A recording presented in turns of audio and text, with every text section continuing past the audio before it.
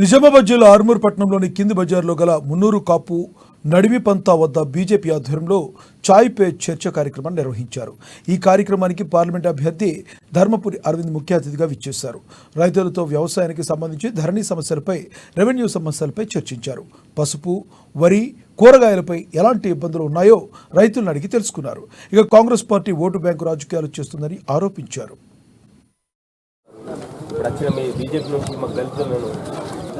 తీసుకెళ్ళి అందరూ ప్రతి ఒక్క రైతుకు వర్తించేలా ఇవ్వాలి. వేరే రాష్ట్రాల నుంచి వచ్చిన ముస్లింల ముఠాలు ఈ డ్రిప్ ఇరిగేషన్ పైపులు, రైల్వే లైన్లు, రైల్వే లైన్ల దగ్గర ఉన్న కేబుల్లు ఎత్తుకపోయి అక్కడ వాళ్ళ గోడౌన్లలో జమ చేస్తూ పోలీసులు పట్టుకున్నారు. ఇది కూడా విన్నారు. ఇది కాంగ్రెస్ వాళ్ళు ఇటువంటి వాళ్ళకి, రోహింగ్యాలకి, బంగ్లాదేశ్ కి వచ్చిన వాళ్ళకి పౌరసత్వాలు ఇవ్వమంటారు. అందులో మా కాంగ్రెస్ అభ్యర్థి గారు ఆయన కెప్టెన్ లాగా వ్యవహారం చేస్తున్నారు. ఆ టీం ఎత్తుకుడే గ్యాంగ్కి కెప్టెన్ లాగా వ్యవహారం చేస్తున్నారు.